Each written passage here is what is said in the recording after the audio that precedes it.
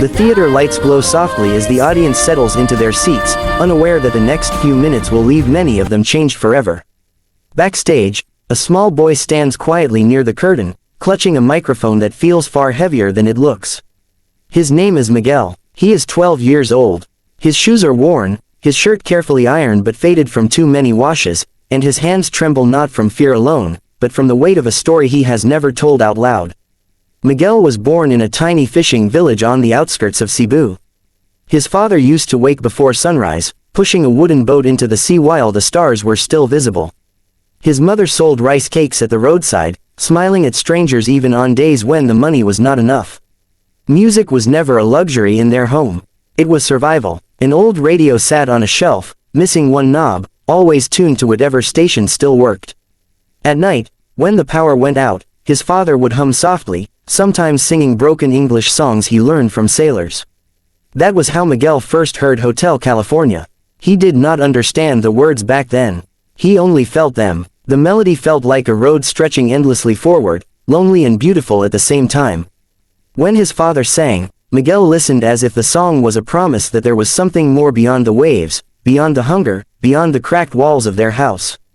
When Miguel was 8, his father never came back from the sea. The boat was found days later. Empty. The village mourned quietly because tragedies were common there, and life had to move on. Miguel's mother stopped selling rice cakes for a while. She barely spoke. At night, Miguel would turn on the radio himself, holding it close, replaying the songs his father loved. He sang softly so his mother would not hear him cry. School was hard, not because Miguel could not learn, but because hunger makes it difficult to focus. Sometimes he went without lunch so his younger sister could eat.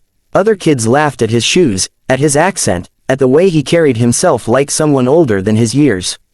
But when there were school programs or small community events, Miguel sang. His voice was different. It carried pain, but also something warm and honest. People stopped talking when he sang. Some wiped their eyes. Others whispered that the boy had something special. One day, a teacher recorded him singing on a cracked phone and uploaded it online. The video traveled farther than anyone expected. Weeks later, a letter arrived inviting Miguel to audition for a major talent show. His mother read it 3 times, hands shaking. She had never been on a plane. Miguel had never left the island. They sold what little they could spare to buy proper clothes. A neighbor lent them money for travel. On the morning they left, Miguel stood by the sea one last time. He closed his eyes and whispered that he hoped his father could hear him now. Standing backstage at the audition, Miguel watches other performers walk out, confident, polished, trained. He feels small. The stage looks enormous, the judges' table distant and intimidating. He tells himself that he is not there to win. He is there to sing the song his father loved, on a stage his father never got to see. When his name is called, the audience barely reacts. He walks slowly to the center, adjusting the microphone stand because it is too high for him. One judge smiles kindly and asks his name. Miguel answers softly. Another asks where he is from. When he mentions his village, there is polite applause. Then the question comes, why did you choose this song? Miguel swallows hard. He looks down, then up at the lights. He says the song reminds him of home. It reminds him of someone he lost. His voice cracks, but he steadies himself. The judges nod, sensing there is more behind his words than he can say. The music begins. The opening notes of Hotel California fill the theater, familiar and comforting. Some audience members shift in their seats, curious how such a young boy will handle such a legendary song. Miguel closes his eyes. The first line leaves his mouth, and something changes instantly. His voice is raw, slightly husky, carrying an emotion that feels far too heavy for his age. He does not try to imitate the original. He makes it his own. Every word sounds lived in, as if he has walked that long desert highway himself. The judges glance at each other. One raises an eyebrow, surprised. Another leans forward. As Miguel continues, the room grows quiet. No whispers, no coughing, just listening. When he reaches the chorus, his voice lifts, not in power alone, but in longing. It feels like he is calling out to someone who cannot answer. In the audience, a woman presses her hand to her mouth. A man wipes his eyes without realizing it. One of the judges lowers her head, already emotional. Miguel opens his eyes briefly and looks toward the judge's table. For a moment, he is terrified. Then he remembers his father's voice, singing by the radio, tired but gentle. He sings the next lines as if they are meant for him. The guitar solo plays, and Miguel does something unexpected. He stops singing and lets the music breathe. He stands still, eyes closed, hands gripping the microphone. The pause feels intentional, powerful.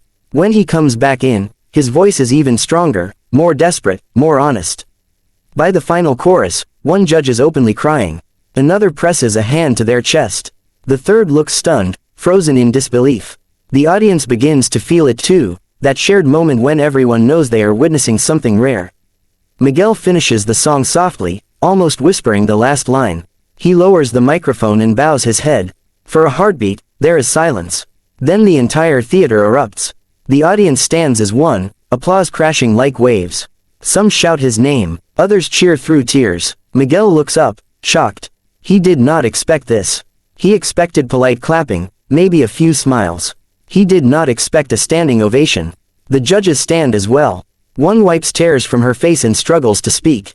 She says she has heard that song hundreds of times, but never like this. Never from someone who sounds like they understand every word. Another judge says that Miguel did not just sing the song, he lived inside it. He turned a classic into a confession. The third judge leans forward, eyes still wet, and asks Miguel about his family. Miguel hesitates, then speaks quietly about his father, about the sea, about the radio. The audience grows quiet again. When he finishes, there is a heavy pause. The judge stands up slowly. He says that moments like this are the reason the show exists. Not for perfection, not for fame, but for truth. He reaches for the golden buzzer. Miguel does not understand what is happening at first. He watches as the judge slams it with emotion. Golden confetti explodes from above, raining down like sunlight. The crowd screams. The other judges clap wildly, some laughing through tears. Miguel freezes, eyes wide, as the golden rain falls around him. He looks like he might cry, or collapse, or both. Then he covers his face and breaks down. The host rushes to the stage, kneeling beside him. The audience chants his name. Miguel looks up through tears, golden confetti sticking to his hair and shoulders. He whispers thank you again and again. Backstage, his mother watches on a small screen, hands shaking, tears streaming down her face. She presses her palms together and looks upward, whispering her husband's name. In that moment, Miguel is no longer just a poor boy from a fishing village.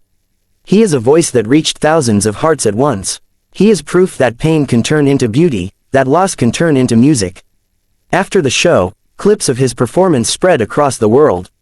Millions watch. Comments pour in from every country.